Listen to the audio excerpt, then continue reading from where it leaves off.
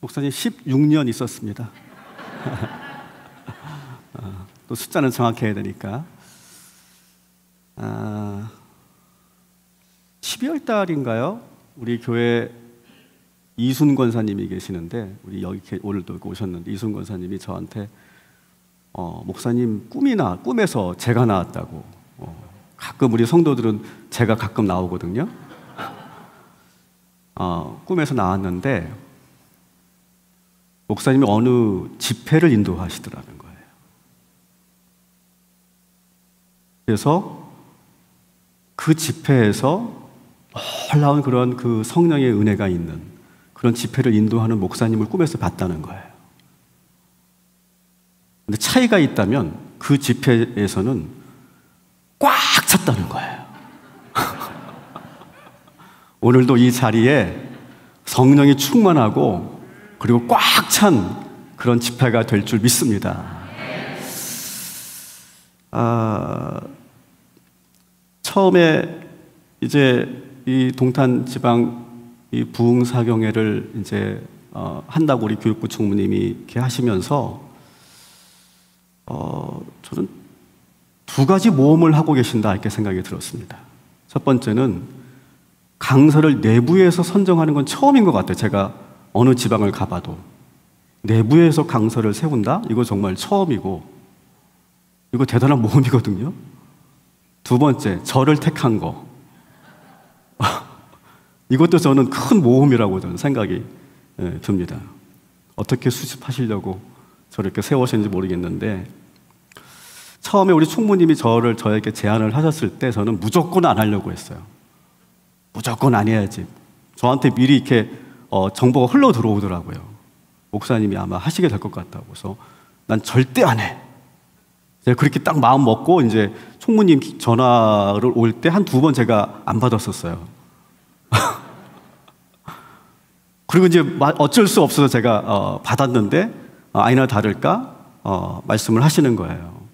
그래서 제가 그도 그럴 것이 사실은 제가 이 집회 기간 동안에 사실 제가 제주도 신방을 원래 가려고 했었거든요. 우리 교회 집사님이 제주도로 급하게 이사를 가는 바람에 제주도 신방 겸 우리 사역자들하고 우리가 목회 전략을 한번 세우러 한번 제주도를 가자 이렇게 하고 비행기표 다 예약해 놓고 그리고 호텔도 저희들 다 예약해 놓고 그리고서 저희들 가려고 했던 건데 전화가 온 거예요. 그러니까 제가 분명히 못합니다라고 말할 수 있는 명분이 있어요, 없어요? 저는 분명히 있다고 생각해요. 근데 야, 이건 내가 너무 즉흥적으로 이성적으로 생각하지 말고 기도를 해보자 일단. 성도는 기도하는 사람이니까 기도해보자. 그래서 하루 동안 제가 기도하겠습니다 하고 제가 하루 동안 기도하고 새벽에도 기도를 하는데 딱 하나님께서 저에게 해라 그러는 거예요. 까칠하세요. 그냥 해. 더 이상의 말씀도 없으세요. 제가 그래서 순종하기로 이렇게 마음 먹고 일정을 모두 다 정리하고 이 자리에 제가 섰습니다. 저의 이 결정이, 이 순종이 정말 제가 잘한 것인지 모르겠어요, 아직은. 이 집회가 끝나 봐야 알 것 같아요. 여러분들의 모습을 통해서. 만일 여러분들이 이 시간에 은혜를 받으면 저의 순종과 하나님의 역사가 하나가 되어서 놀라운 기적을 예비하신 집회가 되는 줄 믿습니다. 근데 만일 저도 설교를 죽을 쓰고 여러분도 은혜를 하나도 못 받는다면 그것은 어디까지나 우리 교육부 총무님의 책임이다. 그렇게 믿으시기 바랍니다. 사랑하는 동탄 지방 우리 성도 여러분들, 오늘 이 시간 저를 구경하러 오시거나 저 김석형 목사가 설교를 얼마나 잘하나 보자 이렇게 여러분 평가로 오셨다면 오늘 이 시간 그 마음 다 내려놓으시고 오늘 하나님이 주시는 말씀을 들으시고 그 성령의 그 음성을 들으시고 여러분 저처럼 순종하시기를 주님의 이름으로 축원합니다. 오늘 이야기는 너무 잘하는 말씀입니다. 주일학교 때부터 너무 많이 들었던 말씀이기 때문에 여러분 탁 탁기면 탁이잖아요. 오늘 뭐 내용이 어떨 건지 여러분 다 아실 거예요. 오늘 주인공은 베드로입니다. 베드로. 베드로의 직업은 뭡니까? 어부예요. 어부. 어부는 뭐 하는 사람이에요? 물고기 잡는 사람이에요. 물고기 잡는 사람. 예수님을 만나기 전까지 베드로는 갈릴리에서 물고기를 잡으며 살았던 어부였어요. 성경에 보면 베드로가 물고기를 잡는 장면이 2번 나옵니다. 2번. 오늘 우리가 읽었던 누가복음 5장에 나오고요. 그 다음에 요한복음 21장에도 나옵니다. 베드로가 물고기 잡는 2번의 장면이 나오는데 공통점이 있어요. 공통점이 뭘까요? 공통점. 물고기를 한 마리도 못 잡는다. 이게 공통점이에요. 여러분 이상하지 않습니까? 직업이 어부예요. 평생 어부로 살았어요. 어쩌면 아버지 때부터 할아버지 때부터 어부로 살았을 거예요. 물고기 잡는 데에선 잔뼈가 굵은 사람이에요. 그런데 성경에 나타나는 어부 베드로는 한 마리 고기도 잡지 못하는 어부였다는 거예요. 이게 참 이상하죠. 근데 여러분 사실 이런 사람들이 정말 많아요. 목사인데 설교를 못해. 목사인데 설교를 못해. 선생님인데 막 수업을 하면 애들이 다 입신해버려. 식당을 운영하는데 음식이 하나도 맛이 없어. 그런 식당 있어요, 있어요? 있잖아요, 분명히. 있단 말이에요. 가수인데 노래를 못해. 연기자인데 발연기를 하고 있어. 경찰인데 범인을 못 잡아. 오히려 도망다녀. 범인이 무서워서. 여러분, 직업으로 내가 그렇게 20년, 30년을 살았는데 여전히 내 전문 분야가 그거고 내 직함이 그건데 여전히 그 분야에 대해서 부담스러워하고 거기서 아무런 실력이 나타나지 않고 아무런 열매가 나타나지 않는 그런 사람들이 얼마나 많이 있습니까? 바로 베드로가 그런 사람이었다라고 하는 거예요. 배에서 잔뼈가 굵었지만 물고기 한 마리 잡지 못하는 어부였다라고 하는 거예요. 어떻게 보면 참 답답한 인생입니다.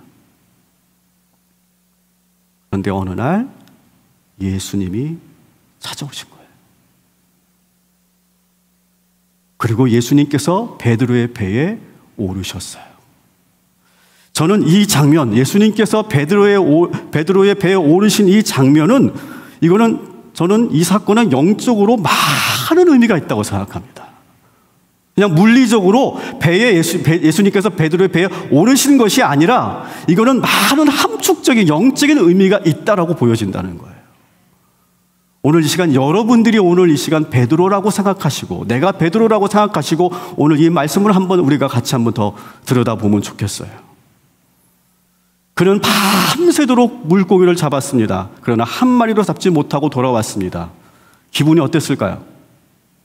기분이 어땠을까요? 몹시 안 좋았을 거예요. 그리고 아무 말 없이 그물을 씻고 빨리 집에 돌아가려고 지금 그물을 급하게 씻고 정리하고 있습니다. 그런데 갑자기 예수님께서 나타나셔서 배를 빌려달라는 거예요. 자, 여러분이라면 어떻게 하시겠어요? 그 상황에서. 물고기 한 마리도 못 잡았어요. 밤새도록. 그런데 갑자기 나 집에 빨리 들어가야 되는데 갑자기 예수님이 나타나서 배를 빌려달라는 거예요. 그럼 어떻게 하시겠냐고요. 짜증이 팍 났을 거예요. 기분도 좀 몹시 안 좋고 몹시 피곤합니다. 지금. 선생님, 다른 배 이용하시면 안 되시겠습니까? 저 아주 피곤합니다. 저 기분 별로 좋지 않습니다. 저 빨리 정리하고 집에 가서 좀 쉬겠습니다. 죄송하지만 어쩔 수 없습니다. 이렇게 말해도 되는 거예요. 그런데 베드로는 감정을 잘 추스리고 그 배를 예수님께 빌려드립니다. 자, 그랬더니 이번에는 예수님이 뭐라고 합니까? 야, 노를 저어서 좀 또 들어가자. 한번 우리 3절 말씀 같이 읽어보도록 하겠습니다. 예수께서 한 배에 오르시니 그 배는 시몬의 배라. 육지에서 조금 떼기를 청하시고 앉으사 배에서 무리를 가르치시더니. 아멘. 한번 상상해 보세요. 배를 빌려달라서 빌려드렸어요. 근데 또 노를 져서 또 다시 물로 들어가래요, 지금. 순간 욱 하고 뭔가 올라왔을 것 같아요. 뜨거운 게. 근데 이 베드로가 다시 한번 꾹 참고 순종합니다. 그리고 예수님께서 배에 앉으셔서 한참 동안을 말씀을 가르치세요. 저는 이 장면, 예수님께서 그 배에 앉으셔서, 베드로의 배에 앉으셔서 말씀을 가르치는 그 장면은 저는 이렇게 보여주는 거예요. 예수님께서 베드로의 마음에 들어가신 사건이에요. 베드로가 예수님을 영접한 사건. 주님이 베드로의 마음속에서 말씀하시는 사건. 바로 그 장면인 거예요, 여러분. 여러분들에게 질문하겠습니다. 지금 현재 여러분의 마음속에 예수님이 계십니까? 여러분 계십니까? 다시 한번 확인해보고 대답하세요. 여러분 마음속에 예수님이 계십니까? 예수님께서 여러분들의 주인 되고 계십니까? 여러분, 우리는 이거를 매번 확인하는 사람들이에요. 이게 그리스도인이에요. 그런데 여러분, 예수님을 영접할 때 수많은 갈등을 겪게 되는 거예요. 그냥 예수님이 쑥 들어온다고 그냥 편해지는 것도 아니고 쉽게 우리가 예수님을 영접할 수 있는 것도 아니더라고요. 거기에는 수많은 갈등과 부딪힘이 뒤따르게 돼 있어요. 그것을 바로 뭐라고 말합니까? 우리의 자아라고 말해요. 자아라고. 주님이 베드로의 배에 오르시겠다고 하셨을 때 베드로에게는 걸리는 게 너무 많이 있어요. 지금 짜증이 나고 기분 나쁘고 쉬고 싶고 마음이 불편합니다. 왠지. 그리고 노루까지 저어서 더 들어가자고 하십니다. 여러분, 우리의 이 불편한 감정, 이 감정을 물리치지 않으면 여러분 예수님을 영접할 수 없어요. 저는 자아가 참 강한 사람이에요. 그렇게 보이죠? 그렇게 안 보여요? 저는 자아가 참 강한 사람이었어요. 내 감정, 내 생각이 분명한 사람이에요. 저는요. 아주 분명한 사람입니다. 내 감정이 풀리지 않으면 저는 아무것도 할 수 없어요. 나 그럴 기분 아니야. 그럴 기분 아니야 라고 내가 그렇게 생각해 버리면 공부도 못했고요. 그리고 예배도 드리기 싫었고요. 내가 그럴 기분 아니야 라고 하면 나는 절대 누구도 용서하지 못하는 사람이었어요. 왜 그렇게 생겨먹었는지 모르겠어요. 난 그런 기분이 아니야 라고 하는 그 말이 내 안에서 울려 퍼지는 순간 그 누구도 내 마음속에 들어오지 못하고 그 어떤 것도 하지 못해요. 그냥 끝이에요. 그냥 나 그럴 기분 아니야 그러면. 기분이 풀릴 때까지 저는 아무것도 할 수 없는 사람이었어요. 만일 제가 베드로였다면 예수의 말씀 들을 기분 아니잖아요 지금. 그러면 저는 아주 매몰차게 거절했을 거예요. 제가 학교 다닐 때 교부 문고를 자주 가면 하여튼 이상하게 나한테 그런 사람들이 꼬여요. 저 도를 아십니까? 그런 분들이 이상하게 저한테 꼬이더라고. 뭔가 이렇게 있나 봐. 근데요, 이분들이 제 표정과 목소리 하나로 그냥 다 도망가 버렸습니다. 됐어요, 가세요. 그러면요, 2번 다시 물어보지 않았어요, 저한테. 그래서 저는 그럴 기분이 아니다라고 하면요, 그 누구도 제 자아를 무너뜨리고 저의 마음을 바꿀 수가 없었던 사람이에요, 저는요. 그런데 예수님께서 강하게 저의 마음의 문을 확 열어 젖히시고 쑥 들어오셨어요, 저에게. 만일 주님이 그때 제 마음에 들어오시지 않았다면 저는 여전히 제 기분대로, 제 감정대로 살았을 거예요, 저는요. 근데 여러분, 베드로는요, 자기의 감정, 기분에 속지 않아요. 자신의 배에 예수님이 들어오시게 하는 거예요. 사랑하는 성도 여러분, 오늘 이 시간 여러분의 감정, 기분, 그 느낌, 그 자아를 내려놓으시기를 주님의 이름으로 축원합니다. 그리고 예수님을 영접하시기를 주님의 이름으로 축원합니다. 여러분, 예수님을 영접하는 것은 일생에 단 한 번만 하는 것이 아니에요. 내 안에 계신 예수님을 내가 깊이 만나는 시간이 예수님을 영접하는 시간이에요. 여러분, 오늘 이 시간 내 안에 계신 예수님을 깊이 만나고 돌아가시기를 주님의 이름으로 축원합니다. 내 안에 계신 주님이 진짜 나의 주인이 되시기를 주님의 이름으로 축원합니다. 여러분의 감정에 따라, 생각에 따라 행동하지 마시고 그 감정, 기분에 속지 마시기 바랍니다. 여러분, 절대 속지 마세요. 저는 많이 속아봤거든요. 우리 마음속에 들어오신 주님의 말씀대로 순종하시기를 주님의 이름으로 축원합니다. 특별히 오늘 이 시간에 표정이 안 좋으신 분들 계세요. 오늘 은혜 받을 기분이 아니신 분들이 많이 계신 것 같아요. 여러분, 그 기분 내려놓으시라고요.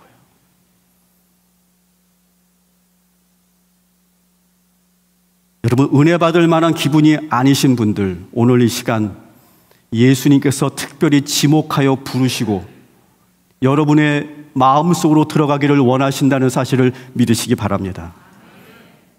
여러분의 감정과 기분, 여러분의 어떤 느낌에 따라 행동하지 마시고 예수님을 여러분 마음속으로 영접할 때 놀라운 일이 일어날 거예요. 저의 말씀을 믿어주시기 바랍니다. 이게 첫 번째 우리의 자아예요. 우리의 자아에서 예수를 영접할 때 가로막는 그 장애물, 우리의 감정과 우리의 느낌, 기분.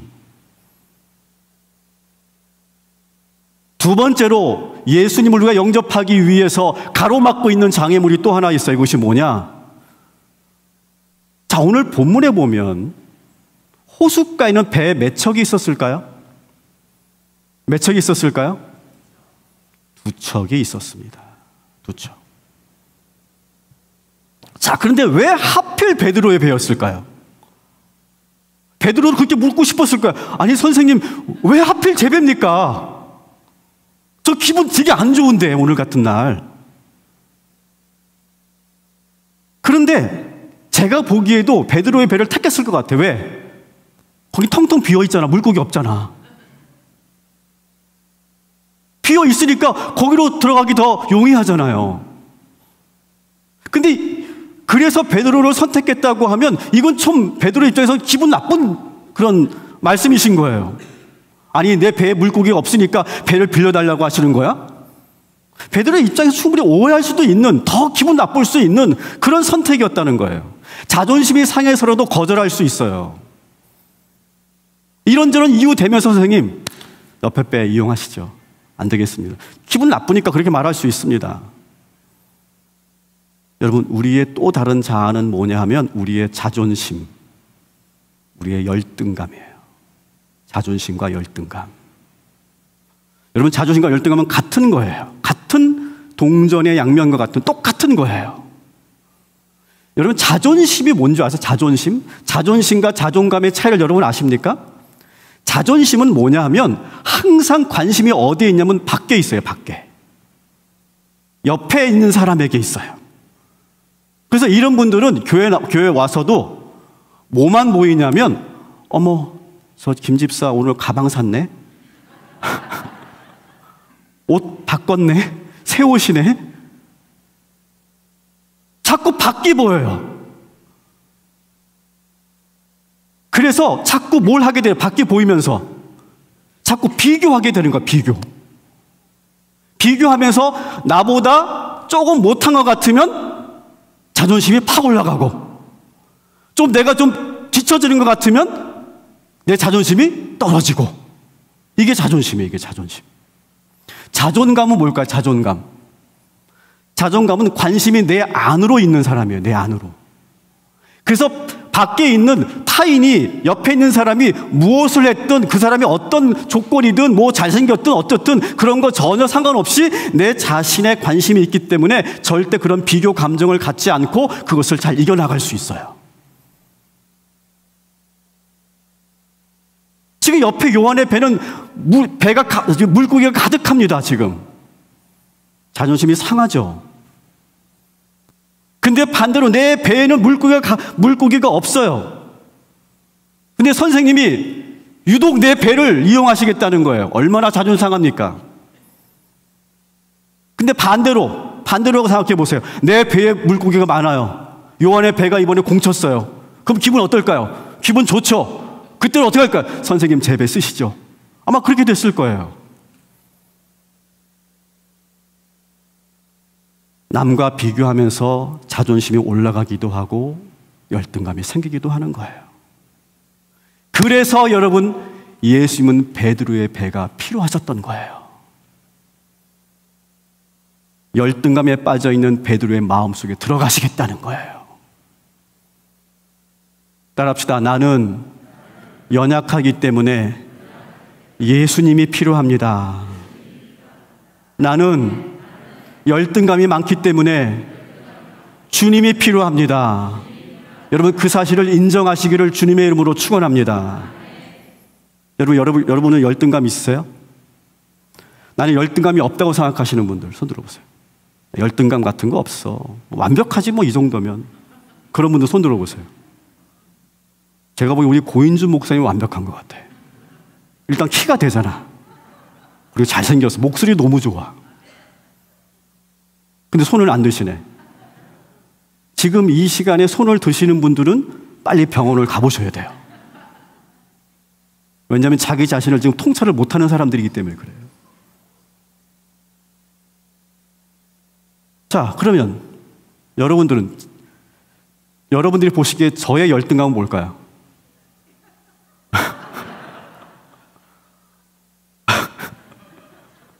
아니, 여기 우리 교인이 아니신 분들은 없어요, 없어 보여요 그러는데 우리 성도들은 키 그러고 있어요.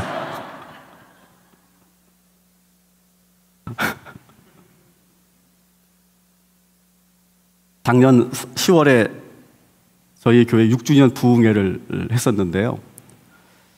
그때 저희 김학준 목사님을 저희들이 초청해서 말씀을 들었어요.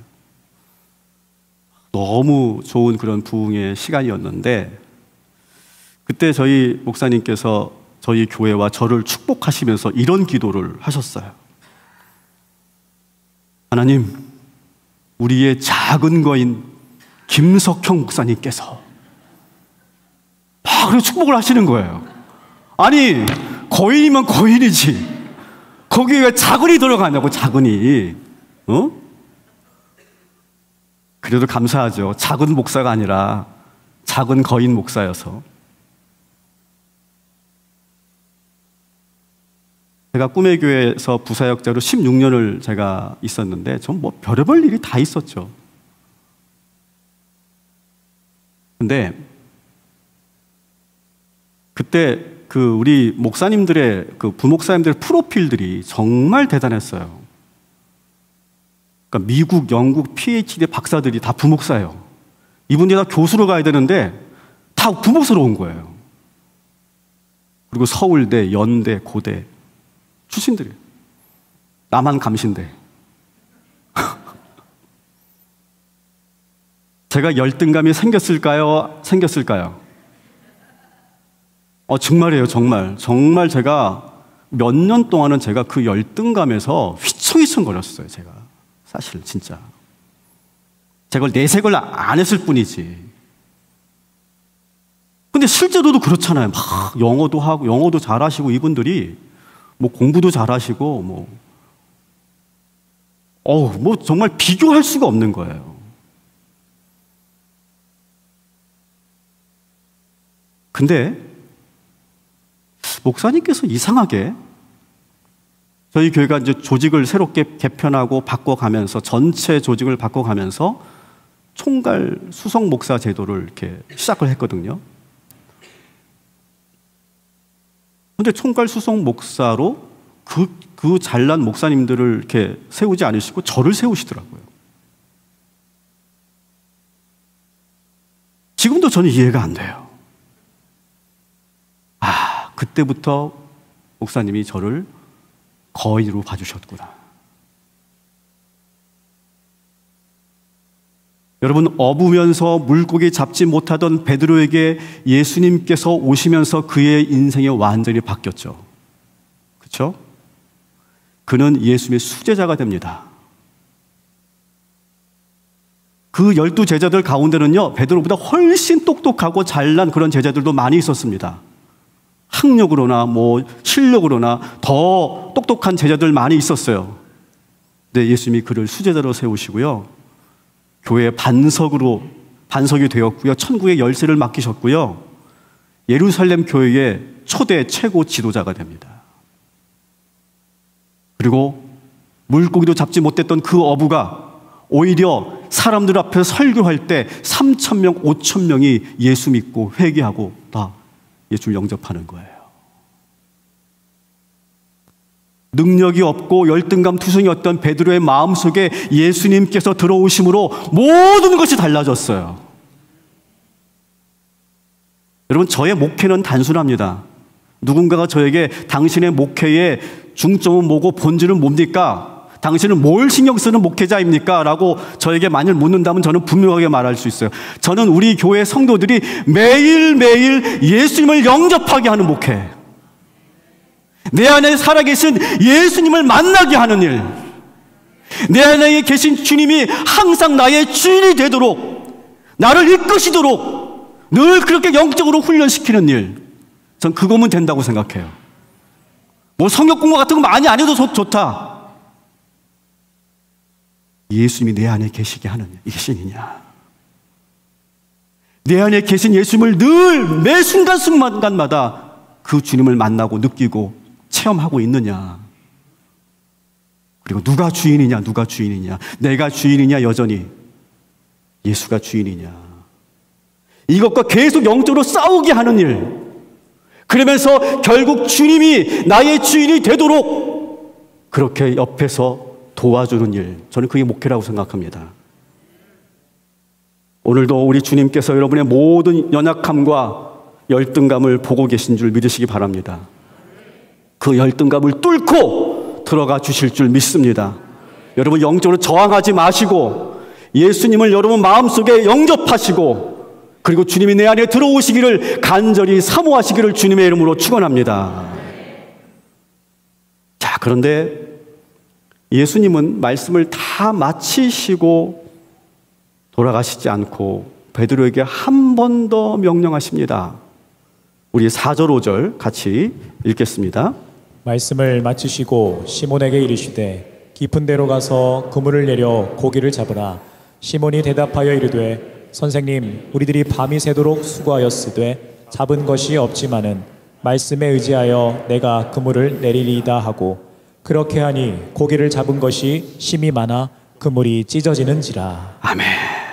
여러분, 저라면요 이 명령만큼은 따르지 않았을 거예요. 아니, 내가 어부고 내가 이 분야의 전문가입니다. 전문가. 예수님은 뭐가 전문이에요? 목수잖아요. 목수. 물고기 잡는 건 내가 전문가잖아. 베드로가 전문가잖아요. 저희 교회에 투자 전문가가 계시거든요. 만일 제가 그분에게 집사님, 요즘 경기가 안 좋으니까 콜옵션보다는 풋옵션이 좋을 것 같아요. 그리고 지금은 주식 투자 같은 거 하면 안 되고 금에 투자하세요. 만일 제가 그렇게 그분에게 얘기했다면 어떻게 할까요? 그분이 어떻게 할까요? 목사님 설교나 잘하세요. 아마 그럴 거예요. 지금 똑같은 상황 아닙니까? 이미 밤새 물고기를 잡고 왔다고요. 그리고 지금은 물고기를 잡을 시간이 아니고, 그리고 그물 다 정리되어 있습니다. 다시 나가서 또 깊은 데로 가서 그 고기를 잡으라니요. 여러분, 우리의 또 다른 자아가 뭡니까? 우리의, 따라합시다, 지식과 경험. 이게 또 우리의 자아입니다. 여러분, 우리의 이 반복된 경험이라는 거 있죠.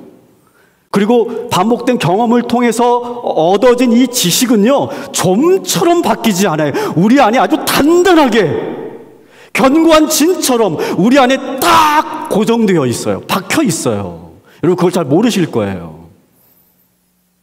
여러분, 소위 전문가들은요, 많은 공부를 합니다. 수많은 자료를 접합니다. 수많은 것을 경험을 하죠. 그래서 누구의 말도 듣지 않습니다. 저는 학부에서 종교철학을 전공한 사람입니다.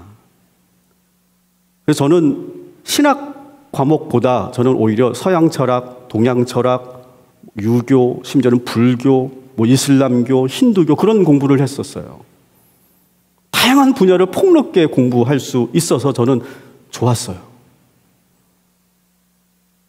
그리고 저희 감신대 분위기도 참 좋았습니다. 제가 지금도 기억나는데 아마 여기 80년대 우리 감신대 선배 목사님들은 아마 제가 봤던 그걸 아마 보셨을 수도 있어요. 분명히. 제가 신입생 때인데요. 대학원 그 건물이 있는데 대학원 건물 화장실을 제가 갔었습니다. 우연히. 그래서 화장실 가서 이제 앉아 있었어요. 뭘 하는지 아시겠죠? 네. 앉아서 이제 볼일을 보는데 그 화장실 문 앞에 여러 낙서들이 써 있습니다.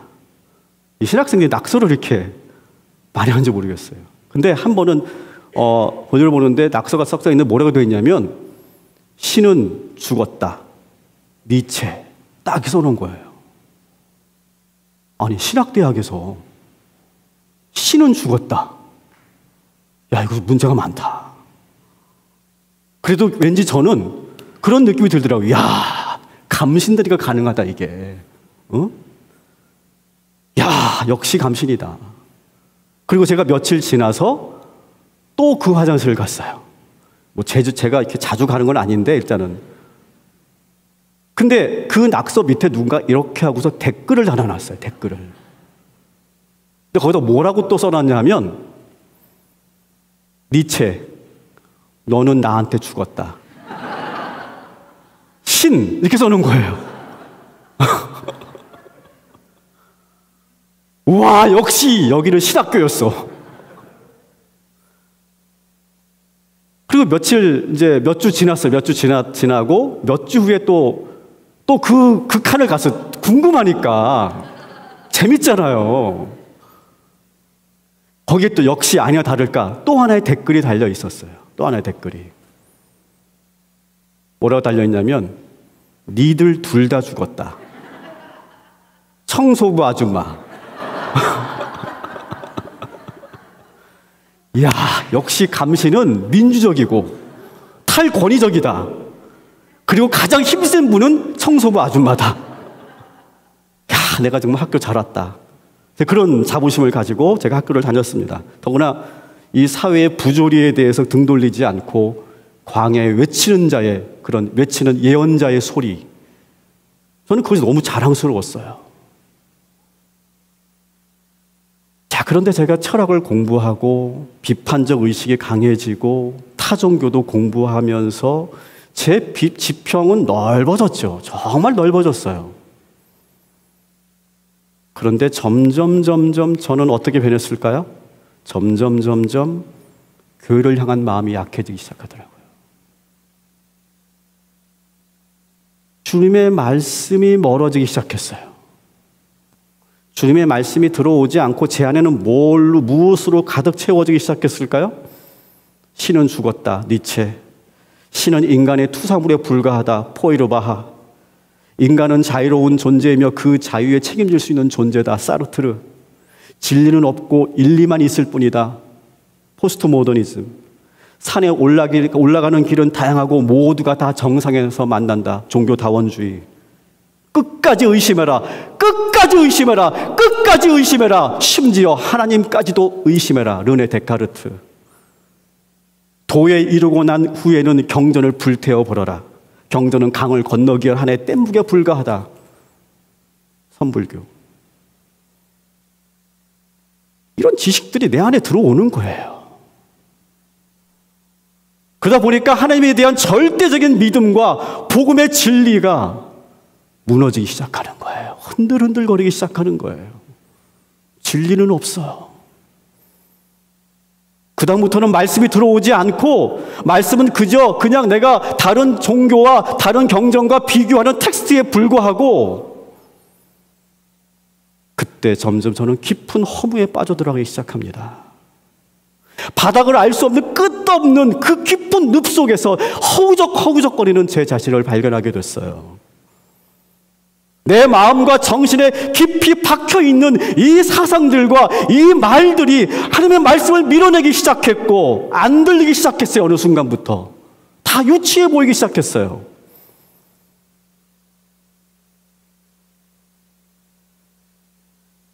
자, 근데 여러분, 베드로를 보십시오.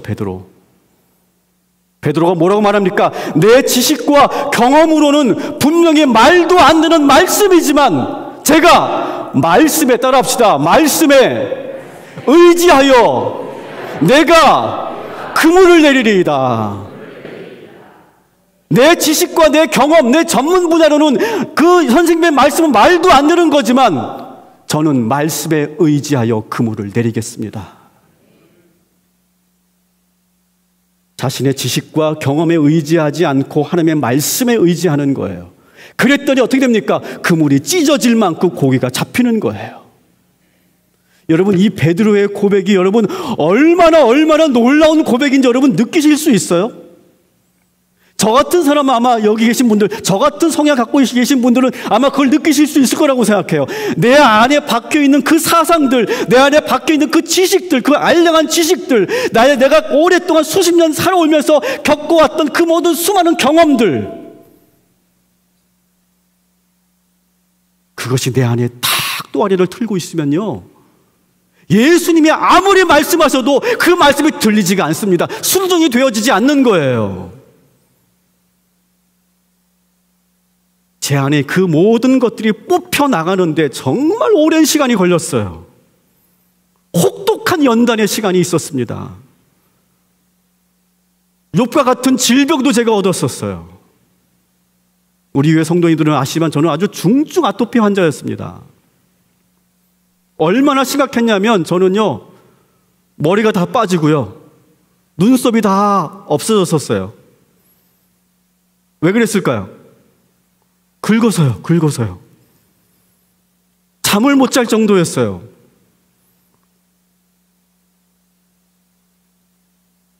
그래도 하나님께서 더 강하게 저를 몰아치셨어요. 교인 한 명도 없는 충남 대천시 청남의 라원리 구사로 다시 입원지 청라제일감리교로 저를 인도하시더라고요. 교인 한 명도 없는 곳에 제가 가서 목회를 시작하게 된 거예요. 그것도 괜찮아요. 교인 한 명도 없는 괜찮아요. 근데 여러분, 그거 해보셨어요? 부부 아내하고 단둘이 예배 드리는 거 해보셨어요? 그것도 괜찮아요. 그것도. 근데 그 아내하고 제가 부부싸움을 했다면요,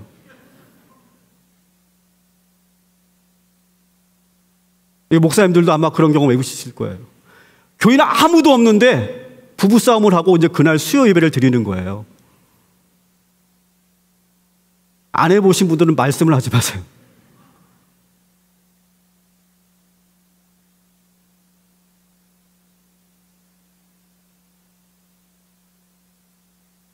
광야 같은 곳에서 하나님께서 저에게 박혀있는 그 또아리를 틀고 있는 그것들을 하나하나 뽑아내기 시작하는 거예요. 안 뽑혀요.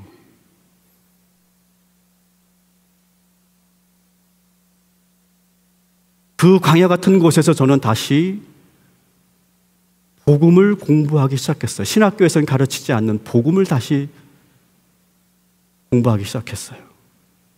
복음은 초신자들이나 배우는 거고, 여러분 사실 제 목회는 아까 뭐라고 말씀드렸습니까? 예수님이 내 안에 계시는가? 예수님이 내 안에 계심을 내가 항상 느끼고 살도록 도와주는 일, 저는 그게 목회의 전부라고 생각하는 사람인데, 여러분 그거 얼마나 단순합니까? 복음도 상당히 단순하잖아요. 초신자들이나 공부할 법한 내용 아니겠습니까? 그런데 여러분, 그 복음이 내 안에 들어오면서 결국 그 내 안에 있었던 그 모든 지식과 사상들이 뽑혀 나가기 시작하더라고요.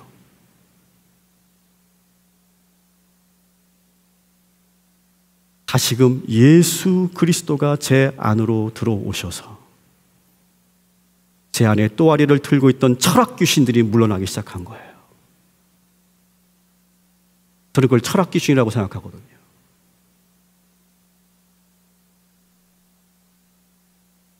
사랑하는 성도 여러분, 예수께서 우리 마음에 들어오시고 그 말씀을 의지하면 놀라운 기적이 나타나게 되는 줄 믿으시기 바랍니다. 우리의 지식과 경험의 자아는요, 예수님밖에 없어요. 그걸 밀어낼 수 있는 것은. 오늘 이 시간 여러분들이 예수님을 만나고 예수님이 내 안에서 깊은 그런 영적 교제가 이루어지도록, 주님이 나의 주인 되시도록 그렇게 이끄시는데 방해하고 있는 모든 것들, 여러분의 감정과 여러분의 생각과 여러분의 열등감과 여러분의 그 자존심과 여러분의 지식과 경험과 그 모든 것들 다 주님께서 뽑아내시고 우리를 새롭게 하여 주실 줄 믿습니다. 그때 베드로가 비로소 무릎을 꿇고 뭐 합니까? 예수님 앞에 회개합니다. 회개가 나오는 거예요, 저절로.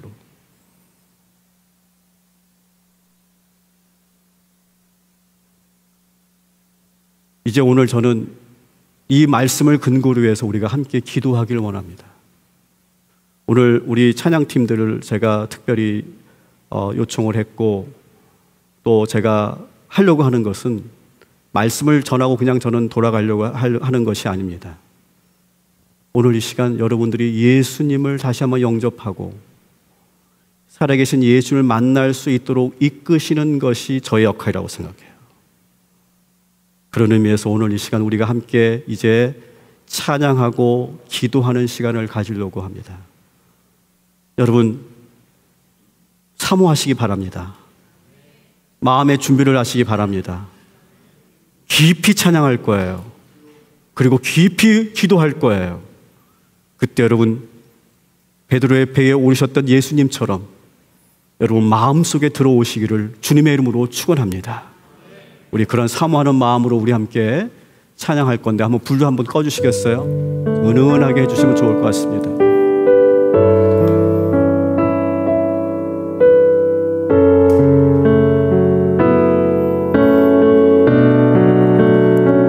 오 나의 자비로운 주여, 이 찬양 함께 할 건데요, 옆 사람 의식하지 마십시다. 여러분의 기분, 여러분 더 이상 이제 내려놓으세요. 그리고 우리 잔잔하게 깊이 한번 불러봅시다. 그럼 예수님께서 여러분들에게 찾아오실 거예요. 오 나의 자비로운 주여, 함께 이 찬양하겠습니다.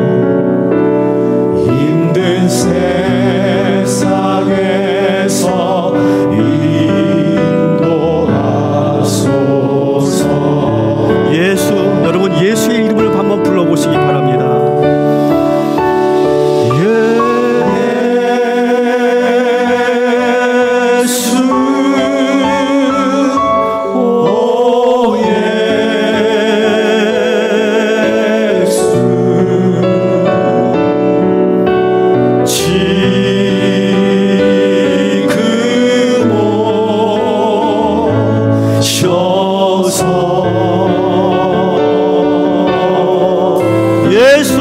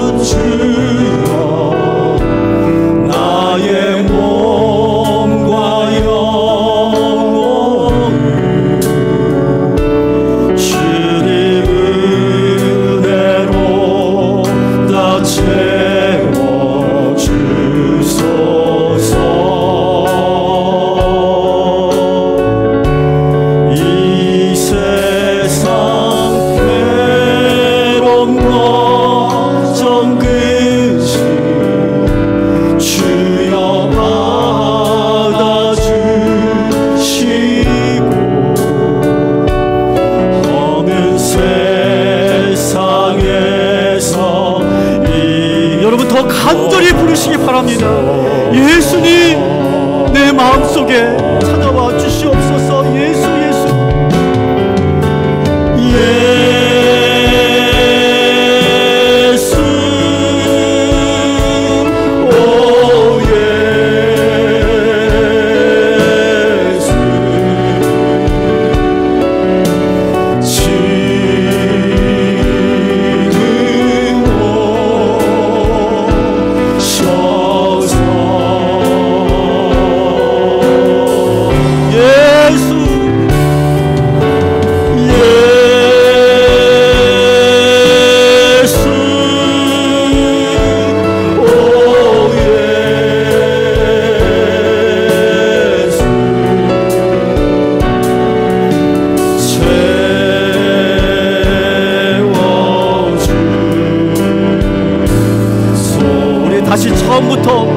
다시 처음부터 불러보겠습니다. 오 나의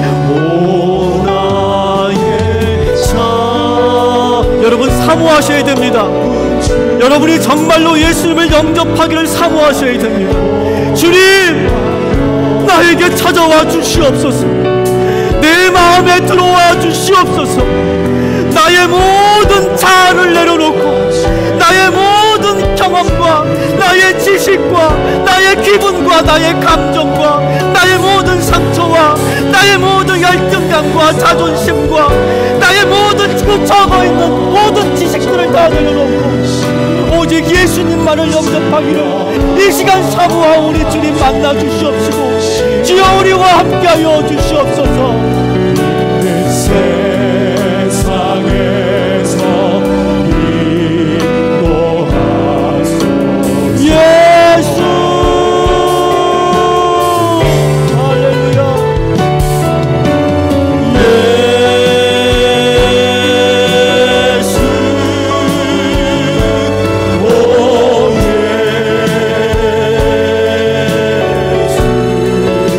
지금 오시옵소서.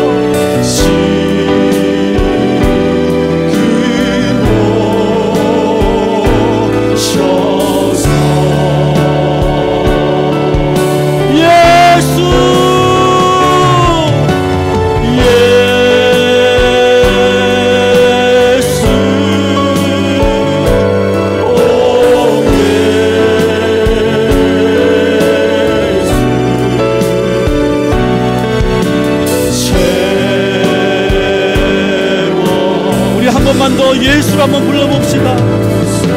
예수님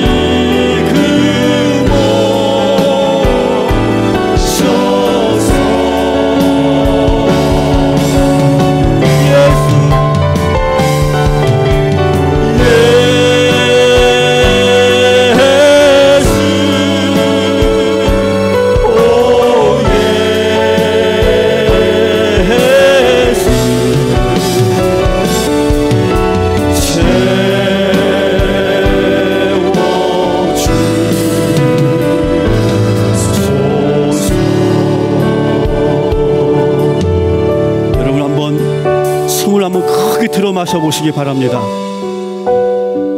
그리고 깊이 한번 내쉬어보시기 바랍니다. 여러분 이곳에 우리 주님이 충만하게 계신 줄 믿으시기 바랍니다. 여러분이 주님을 부르기만 하면, 예수님을 부르기만 하면 그 주님이 여러분 마음속에 들어오셔서 우리에게 말씀하시고 우리의 자아를 갈아엎으시고 우리를 새롭게 하여 주실 줄 믿습니다. 나의 실패의 원인이 어디인지 여러분 아십니까? 내가 아무리 열심히 땀 흘리고 수고해도 아무런 물고기 잡지 못하는 이유가 뭔지 아십니까? 계속해서 내가 고집 피우고 있기 때문입니다. 자꾸 내 알량한 그 지식을 내가 의지하고 있기 때문입니다. 내 기분대로 살기 때문에 그런 것입니다. 여전히 그 상처와 그 열등감을 해결하지 못하기 때문에 믿음이 조금 더 자라려고 하면 다시 무너지고 시험 들고 다시 쓰러지는 겁니다. 계속 헛바퀴 돌듯이 우리의 인생이 어떤 변화도 없이 진보도 없이 살아가는 그 이유가 무엇입니까?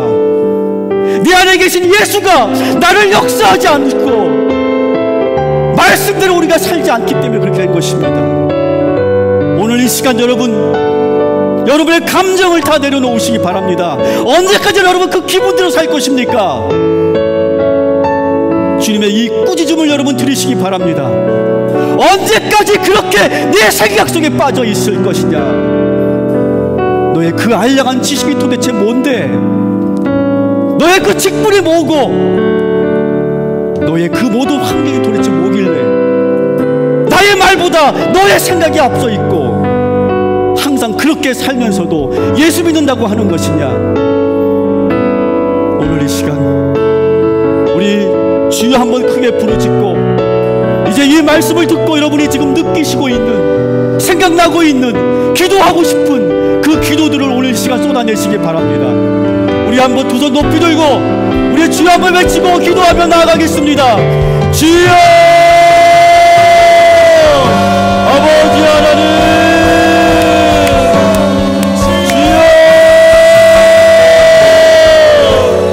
주여 아버지 하나님 함께하여 주시옵소서. 주여 아버지 하나님 우리 모든 우리 성도들에게 이 시간 함께하여 주시고 찾아와 주시옵시고 만나 주시옵소서. 주여 아버지여, 주여 아버지 하나님께서 함께하여 주셔서 우리의 마음속에 들어와 주시옵시고 아버지 하나님 우리를 새롭게 변화시켜 주시옵소서. 아버지 예수님, 아버지 내 안에 들어오시옵소서. 아버지 하나님 우리를 주장하여 주시옵시고 아버지 우리를 새롭게 하여 주시옵소서. 언제까지 우리가 그 고집 속에 아버지 빠져 있어야 되겠습니까? 주님, 주여 이 죄를 용서하여 주시옵소서. 아버지 하나님 함께하여 주시옵소서. 이 죄를 불쌍히 여겨 주시옵소서. 오늘 이 시간 다시 한번 우리가 회개의 역사가 나타날 수 있도록 주여 지켜주시고 인도하여 주시옵소서.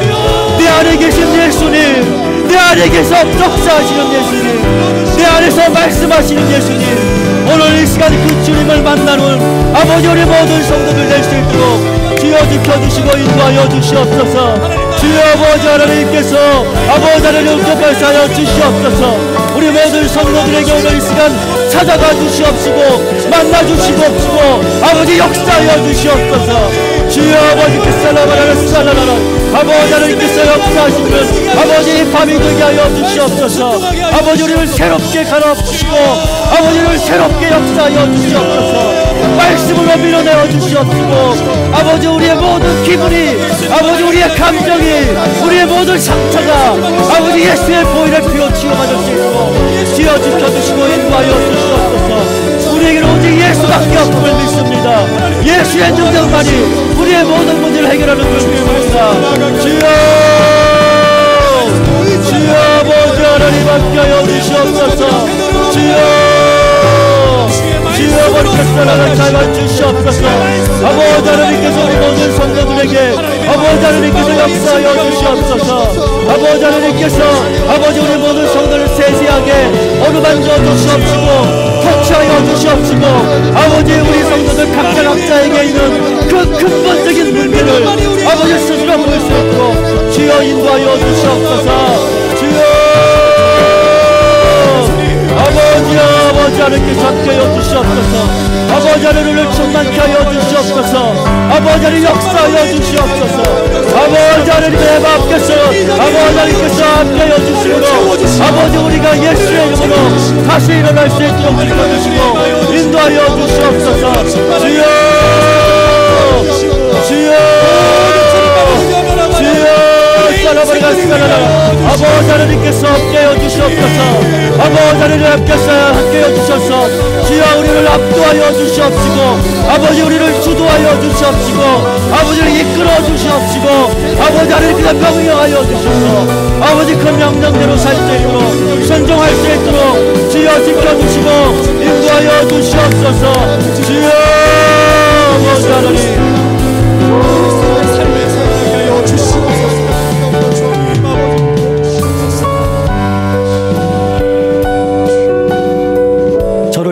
주시기 바라겠습니다. 예수님, 내 마음속에 내주하셔서 나의 주인 되시고 한순간도 나를 떠나지 않으시고 나를 주장하여 주시옵소서. 나를 이끄시옵소서. 명령하시옵소서. 날마다 말씀하시옵소서. 오직 주님의 말씀에 따라 순종하기로 작정하는 우리 모든 성도들, 오늘 이 시간 다시 내 안에 살아계신 예수님을 만날 수 있도록 주여 인도하여 주시옵소서. 회개의 역사가 나타나게 하여 주시옵소서. 무엇이 내 인생의 근본적인 문제인지 알게 하여 주시옵소서. 그래서 이제는 그물이 찢어질 만큼 저들의 삶 속에서 물고기를 잡을 수 있는 능력들이 나타나게 하여 주시옵소서. 예수님의 이름으로 기도합니다. 여러분, 우리 한 번만 더 우리 찬양하고 기도하기를 원합니다. 오늘 9시까지 제가 끝내드릴 건데, 여러분, 베드로가 어떤 사람이라고 그랬습니까? 어분 때 물고기를 한 마리 잡지 못하는 어부라고 그랬어요. 여러분도 다 그러죠, 솔직히. 여러분 직장에서 여러분이 하고 있는 일에서 소위 전문가고 여러분 명함에 그렇게 찍혀있죠. 여러분, 그런데 여러분 실상은 어떻습니까? 여러분 지금 정말 그 이름에 합당한 그런 실력과 능력과 그런 열매를 맺고 계십니까? 그렇지 않다면 무엇이 문제일까요? 무엇이 문제겠습니까? 내 안에 예수님께서 함께하지 않으시기 때문에 그런 거예요. 내 안에 예수님이 계시면 여러분이 하고 있는 일에서 놀라운 결과들이 나타나게 될 줄 믿습니다. 저는 그것을 확실하고 저는 믿어요. 오늘 이 시간 왜 나만 겪는 고난이냐고 불평하지 마시고 원망하지 마시고 남 탓하지 마시고 오늘 예수님을 부르시면서 우리 함께 이 찬양하고 그리고 마지막 기도하고 오늘 모든 집회를 마치도록 하겠습니다. 왜 나만 겪는 고난이냐고,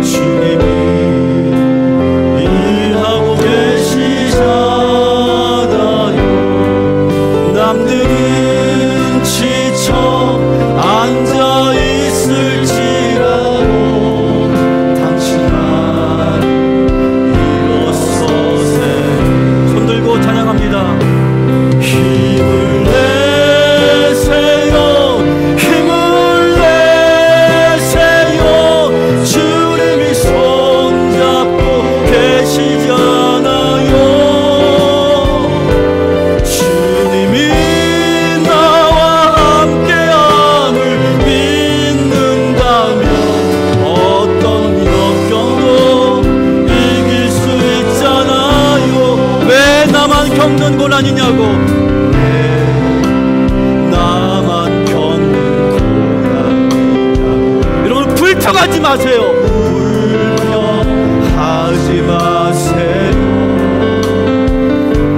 고난의 뒤편에 있는 주님이 주신 축복 미리 보면서 감사하세요. 아멘.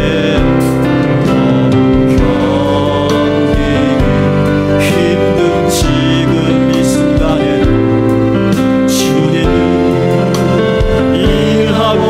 계시잖아요. 남들은 지쳐 앉아있을지 여러분만은 일어나시기 바랍니다.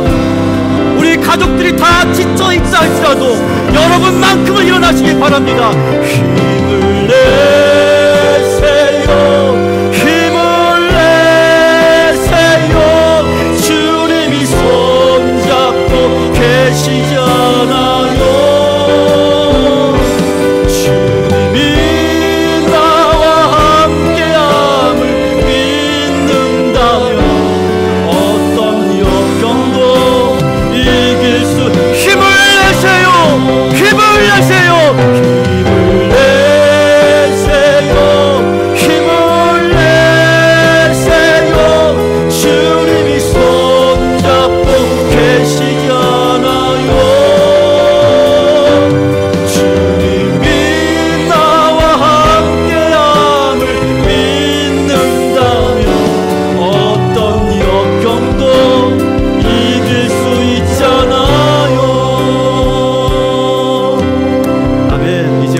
마지막 기도하고 그리고 오늘은 축도를 하지 않습니다.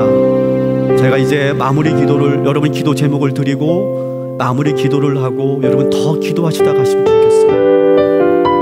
충분히 기도하시다 가시면 좋겠습니다. 이 시간 여러분의 기도 제목을 드립니다. 여러분 베드로와 같은 인생에서 벗어나야 됩니다. 여러분 오늘 이 시간 몸부림치며 부르짖으며 기도하시기 바랍니다.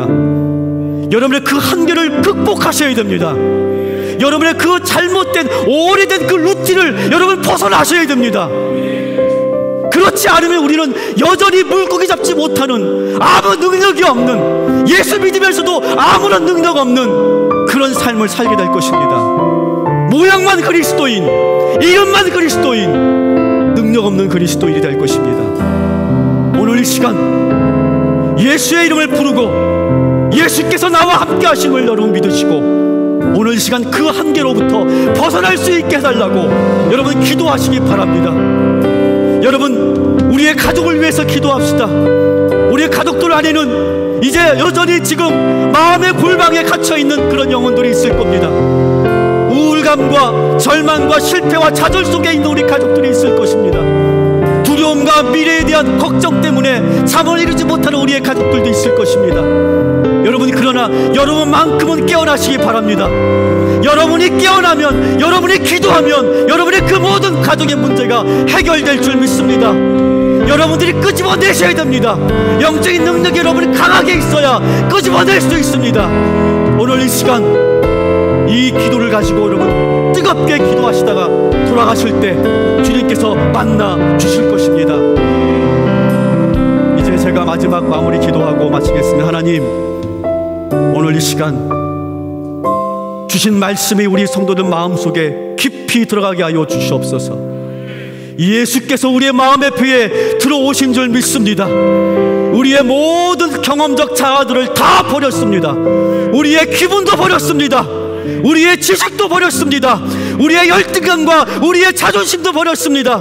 주님 찾아와 주시옵시고 나를 압도하여 주시옵시고 나를 주도하여 주시옵소서. 나의 진짜 주인이 되어 주시옵소서. 그래서 능력 나타나게 하여 주옵소서. 기적이 일어나게 하여 주옵소서. 그물이 찢어지게 하여 주시옵소서. 모든 옆에 사람들이 놀라워 하나님을 영광 올려드리며 찬양하게 하여 주시옵소서. 우리를 그렇게 사용하여 주시옵소서. 우리 모든 성도들의 가정을 위해 기도합니다. 주님 축복하여 주시옵소서. 치유하여 주시옵소서. 회복시켜 주시옵소서. 사랑이 넘치게 하여 주시옵소서. 우리 모든 교회 위에 주님께서 역사하시고 부흥케 하여 주시옵소서. 오늘 드려진 예물이 있습니다. 주님, 이 예물을 드리면서 특별한 마음으로, 감사한 마음으로 하나님께 드렸사오니 주님 기쁘게 받아 주시옵시고 아버지 하나님, 저들에게 갑절의 은혜를 더하여 주시옵소서. 예수님의 이름으로 기도합니다. 아멘. 우리 한번 두 손 높이 듭시다. 그리고 우리 주여 삼창합니다. 전심으로 부르시기 바랍니다. 여러분, 예수의 이름에 능력 있는 줄 믿으시기 바랍니다. 우리 주여 세 번 부르짖고 기도로 나가겠습니다. 주여!